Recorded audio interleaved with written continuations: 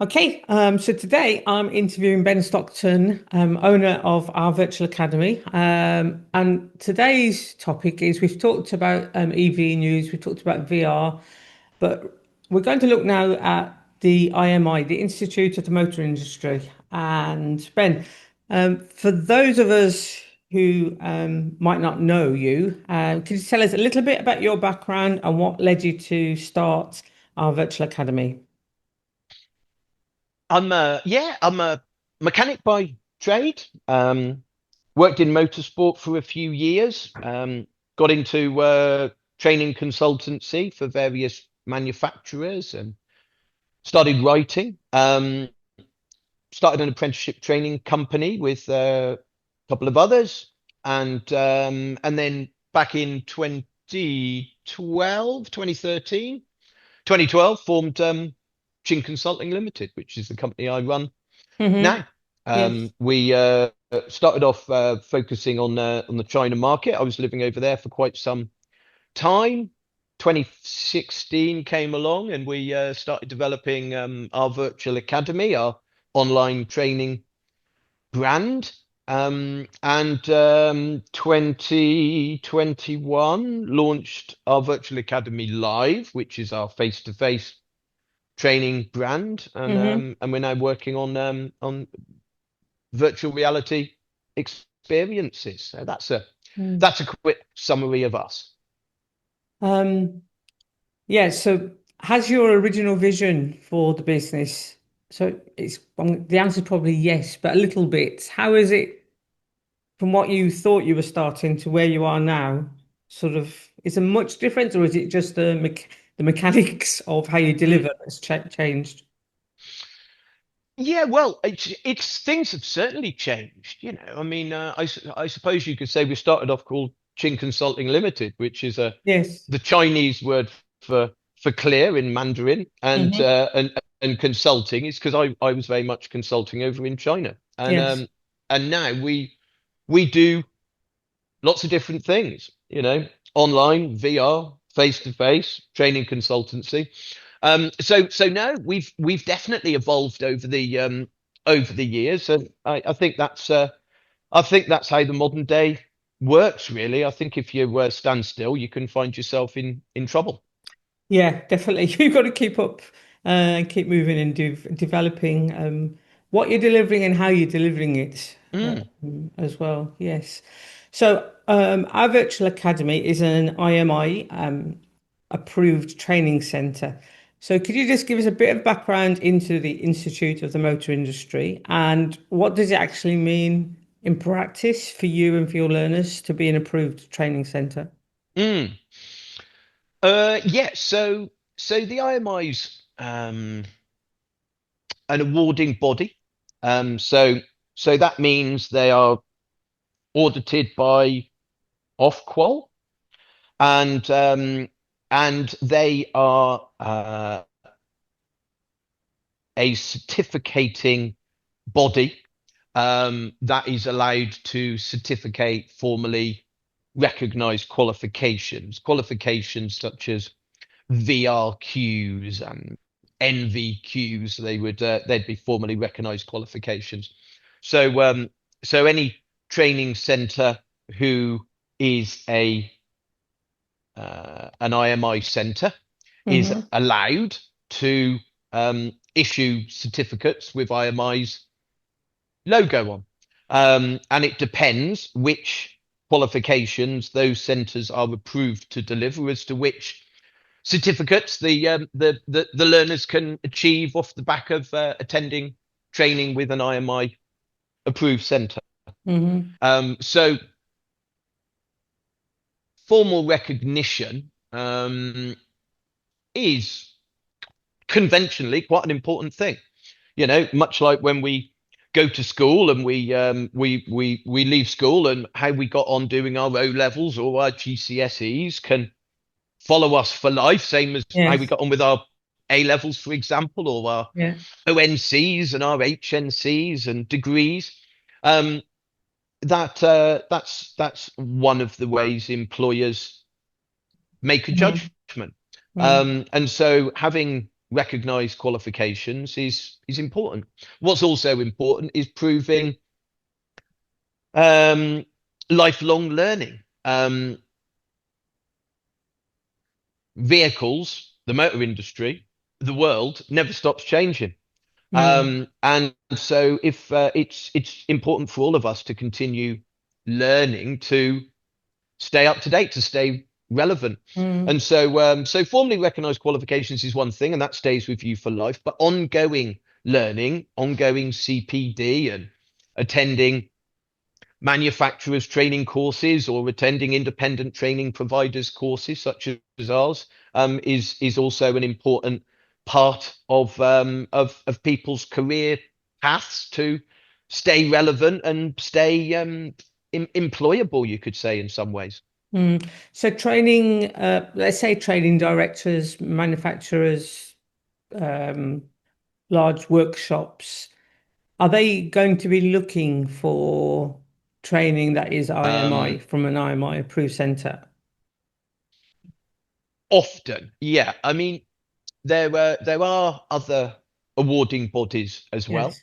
and their certificate from a legal, I'm not quite sure if I'd use if legal's the right term, but Mm, from a formal yes. perspective, Mm, means the same. So mm, so if you had a IMI level two in electric vehicle maintenance and repair, or you had a City and Guilds yes. level two in EV maintenance and repair, then the value of that is the same. Mm, Um, but because IMI is geared up purely around the motor industry, yes. and other rewarding bodies can be geared up around a much broader range, then often an awarding body which is geared up specifically around the motor industry is preferential to many of us in the motor industry. That's a really good distinction, and it makes a big difference. And sort of, so that would give sort of more credibility, I would think. Like I think because this is like our third interview when we were talking about virtual reality in training. One point of difference with our virtual academy is that you're coming from it as a experienced technicians and mechanics point of view to do the VR. You've got the tech as well, unlike other providers who are just tech companies and they don't have the technician Mm, mechanic training. So if an awarding body, using the same thought, if an awarding body is focused on the motor industry, mm. in my eyes, as a potential, well, I wouldn't buy, but a potential buyer would say, okay, that looks like it's got more worth to me and more credibility. Would you say that? Yes.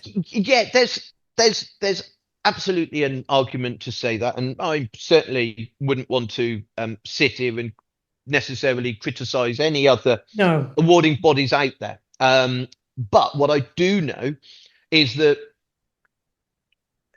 fundamentally, the main individuals that I would deal with at the IMI, that are senior individuals, they're from a motor vehicle background, so overall decisions are going to be geared around um, experience, whereas potentially awarding bodies that are working in lots of different areas aren't going to have quite as much of a focus on motor vehicle. And Yes. so your comparison there between us and the IMI links, because everyone here, Yes. be it senior or not, is purely motor vehicle. Mm, Mm-hmm. So, so you're catering for the individual technicians, but then the big companies as well who employ technicians.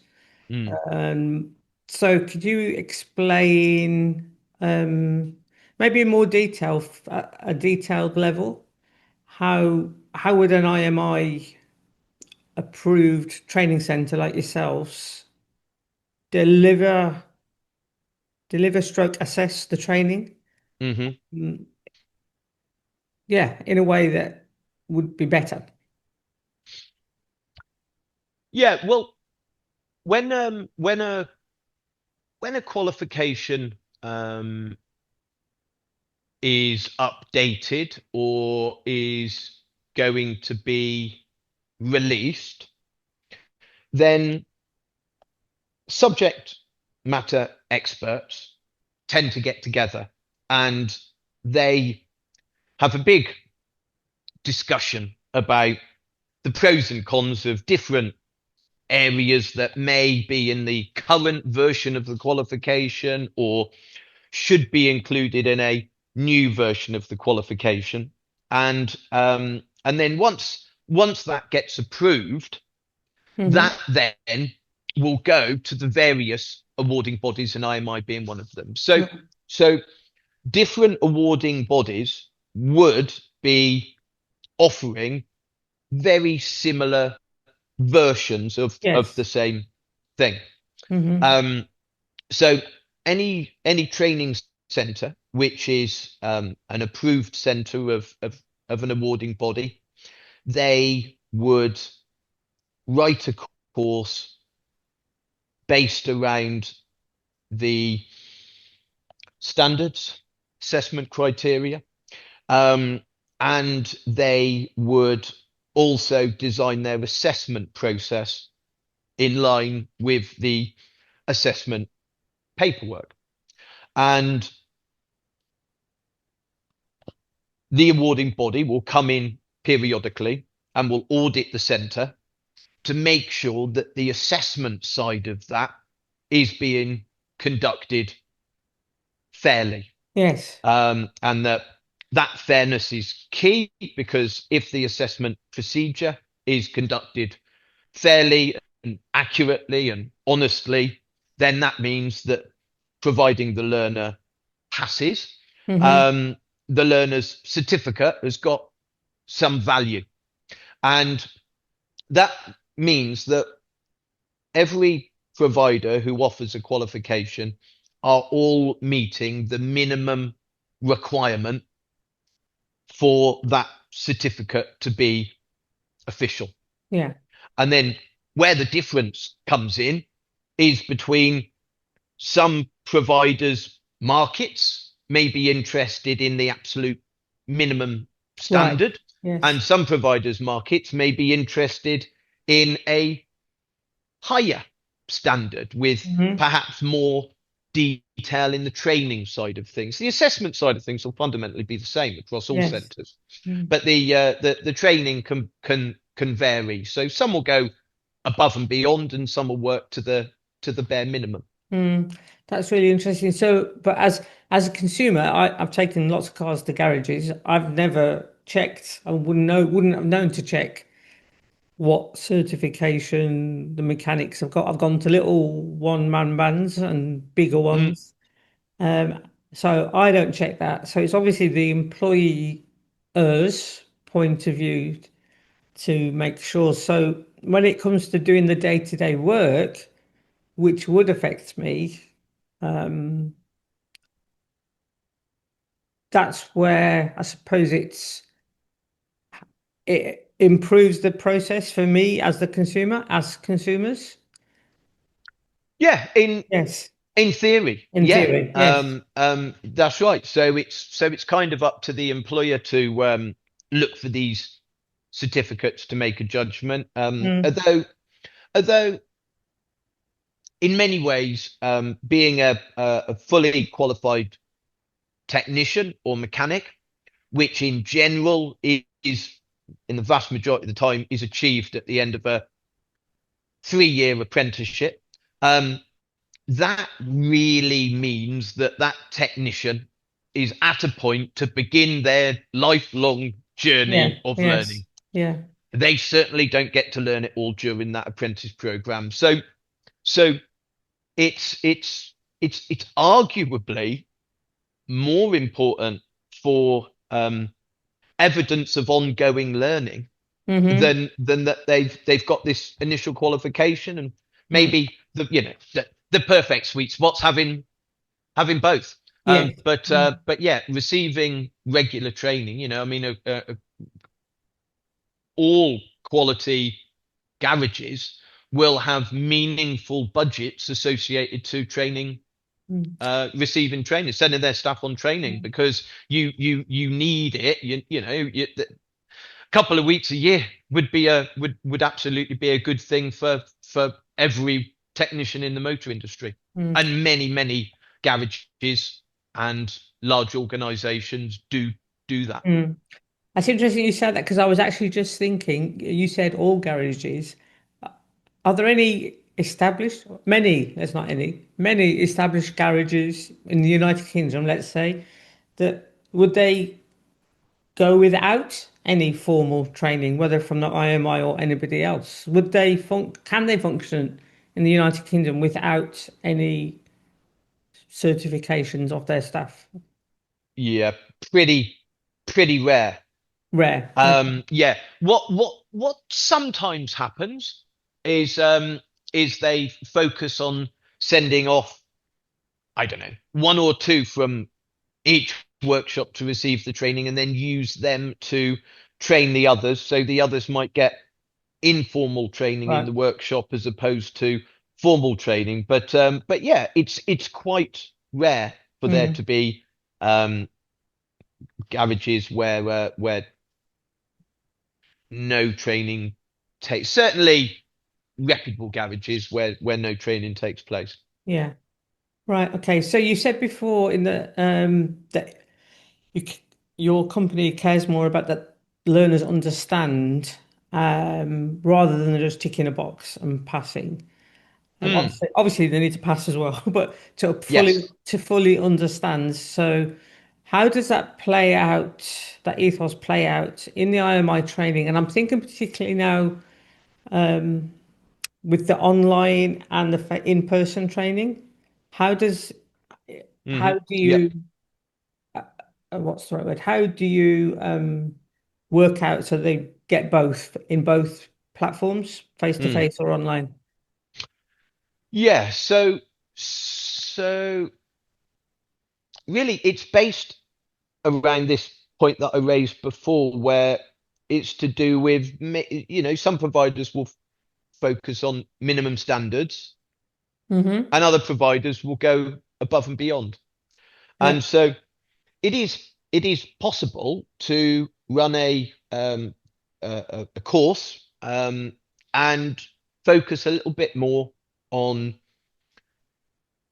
training the learner to pass the test than training the learner in the breadth of topics that, in my opinion, it's important that the learner understands. Mm. And so if we make a point of making sure they understand what they need to pass the test, or else that would be an unfair test. But we also make sure we're covering off the breadth of topics that are so important. Um, then that means that when a learner achieves one of our certificates, one of our Mm-hmm. could well be formally recognised qualification, then I know that our certificate's got a bit more poke than potentially some Yes. others that have Mhm. gone for the minimum route.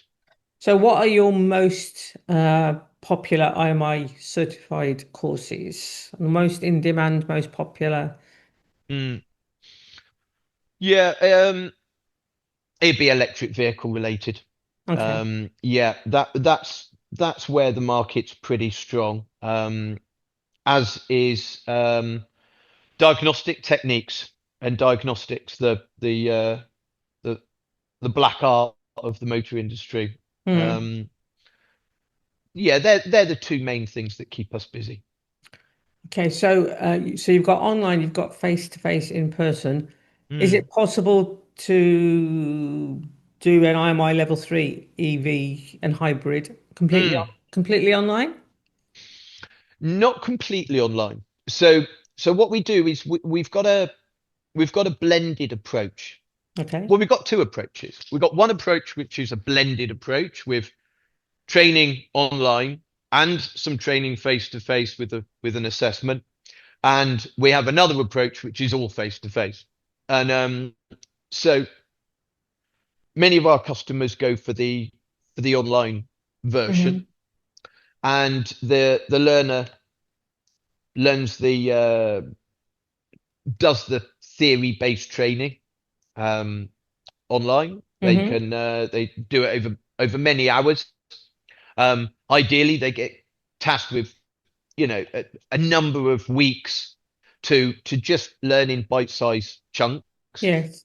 And when they log back in, they can see exactly where they got to, and it's easy for them not to unnecessarily repeat content. But equally, if they're unclear about something, then it's a good idea to watch something a second time, because often the second time you watch it, Yes. Yeah. you absorb the information in a better way. Hmm. Um, and then once they've completed all of that online, then they're then eligible to attend a face-to-face day, which will include their assessment.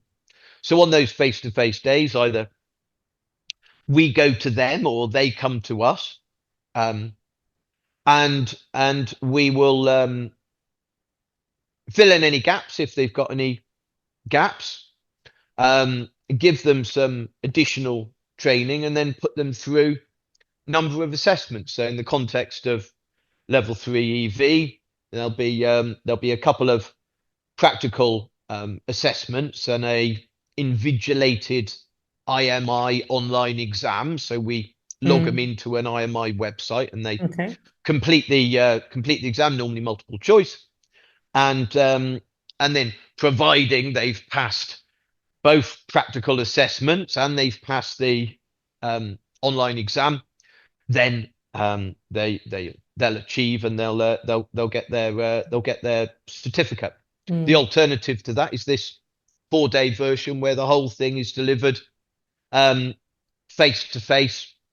Lots of hours are allocated to it. Lots of guided learning hours are in there to support the learner, both in the area of electrics as well as hybrid and electric vehicle technology. Mm. Just on that blended approach as well, what's also popular um, is lots of large organizations, large garage groups, large um, bus fleets. Hmm. They have training departments themselves, in-house training Yes. departments, and they are often IMI centers.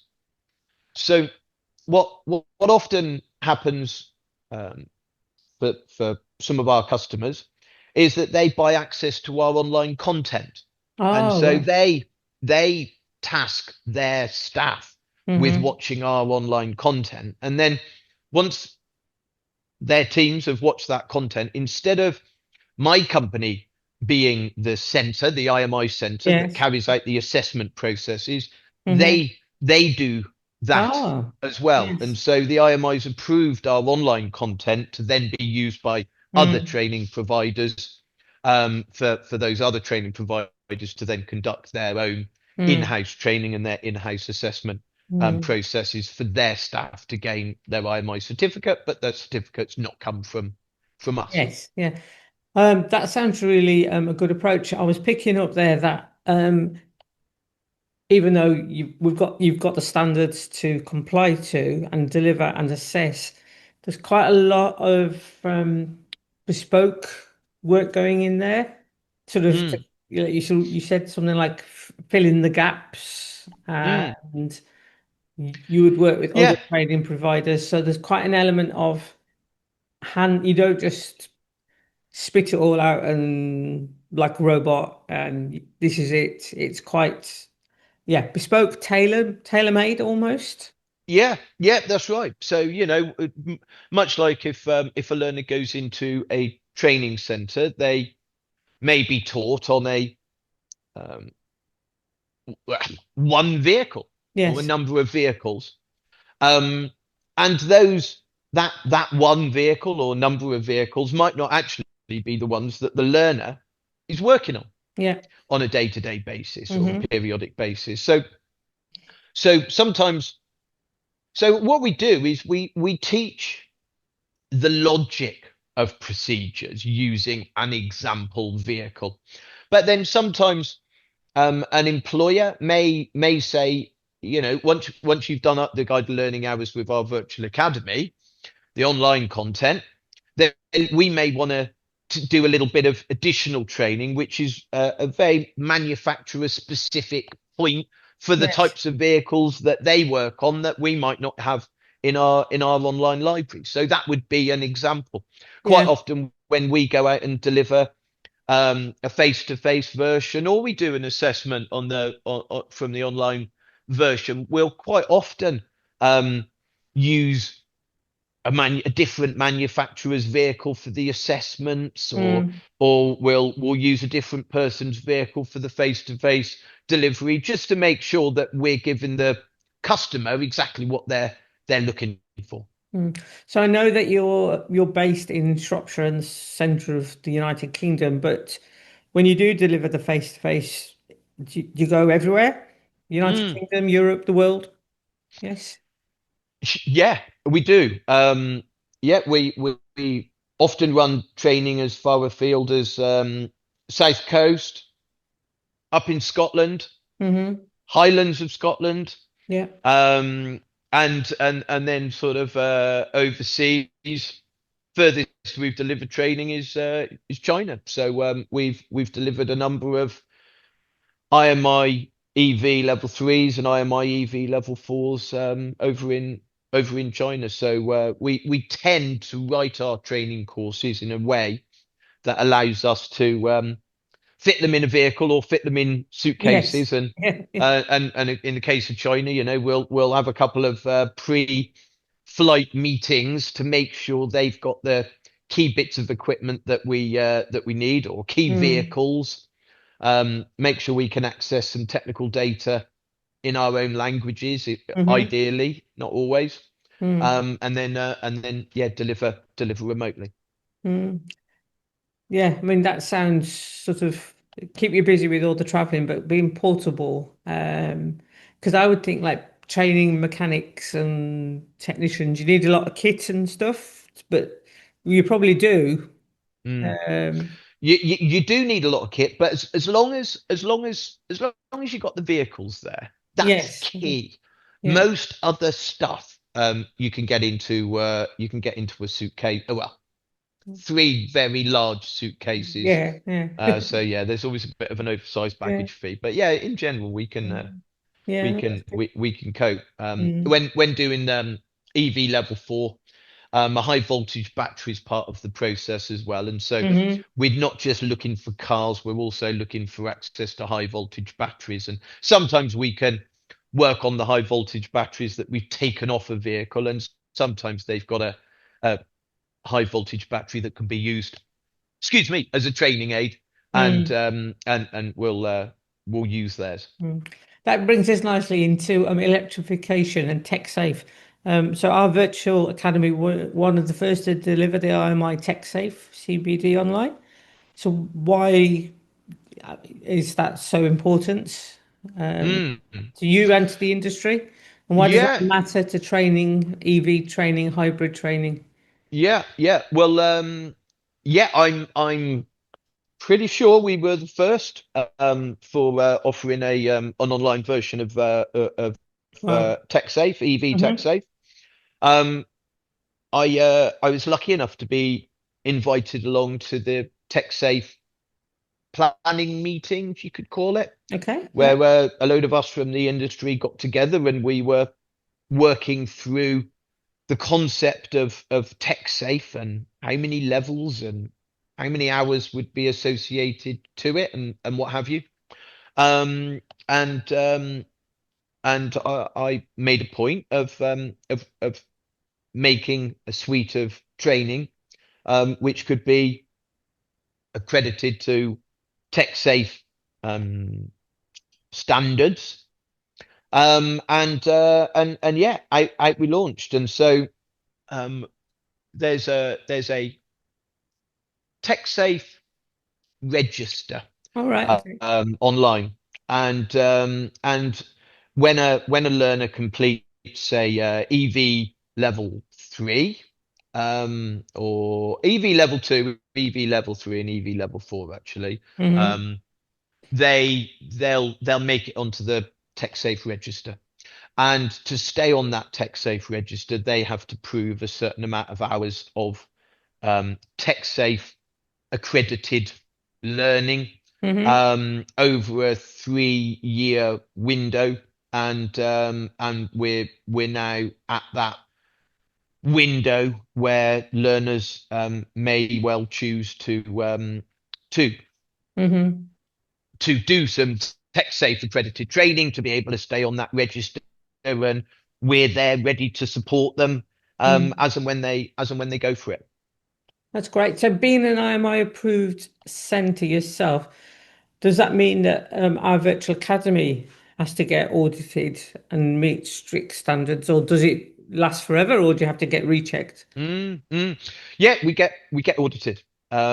We get externally audited once a year Okay. by someone from the IMI, Hmm. um, and we part of that audit is double checking our own internal audit process. Yes. So there's um there's a number of activities that we need to and want to do throughout the course of a year. So Hmm. standardization maybe is one area. So that would be where occasionally when conducting an assessment, there could be a scenario where one assessor may feel it's a problem and another assessor may feel it's not. Hmm. So it's very important for assessment to be fair. And so there's an argument to say, well, one of those assessors is right and one of those assessors is wrong, or there may be a grey area Yes. between the two. Yeah. So the process of standardization is all talking it through and deciding what the company policy is on that assessment decision. That would be standardization. So Mm. whenever a scenario like that crops up, we document it.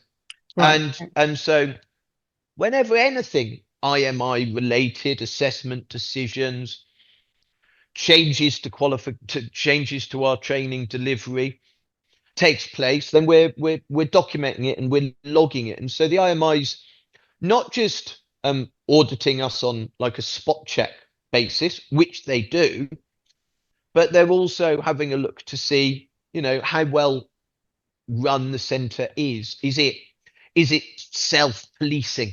Yes. And yeah, that'd be one of the things. What they also do is they select a number of the assessment paperwork um, that has been completed during assessments, and they'll go through it and they'll have a look to see whether the assessment decision meets IMI's standards. Hmm. Um, yeah, and so once a year we get that, and we very much welcome it too. Hmm. So it certainly isn't something, and all of my team know this. It isn't something that we get jumpy about. It isn't something that we want to like give them the minimum amount of No. information Yeah. and Yeah. have Yeah. secrets. Yes. What we want is to be totally open and a warts and all scenario. So Hmm. if there was a wart that was Yes. found, Yeah. use a slightly strange term, um, I I want to know about it. I want to know if there's anything that we're doing that could be improved upon. Because I want to be the best there is, and so Yeah. we're big fans of the audit process. We welcome the IMI Mm. in for sure. So how does the IMI awards, how are they keeping up to date with the changes in technology? So can an award in real life be sort of out of date? Is that Yeah, sort of, yeah, yeah, they where can. you're coming Yeah, from? Yeah. yeah. So there's a date that is linked to any version of a Okay. qualification, and then periodically a new version of that qual will come out, Mm. and it's the centre's responsibility to make sure that the version of the training course that they're delivering, it meets that same updated Right. standard. Okay. So that window might be 3 years, Yeah. 5 years, maybe Mm. that sort of ballpark. 5 years Okay. might be long. Yes. Certainly about 3 years. 3 years. Yeah, that sounds about right. So, for say an individual technician or an employer who are sort of watching this video, why would you recommend, first of all, that they look at IMI awards, and secondly, why would they look at our virtual academy for IMI awards? Mm. Well, we want to. I'd say look at IMI because we want to support them. They're on our side in this sector, and the more our industry works with them, the more they're able to fight for us and be the Yes. voice of us in Yeah. the media and against government, or or supporting government, I should say, Mm. against.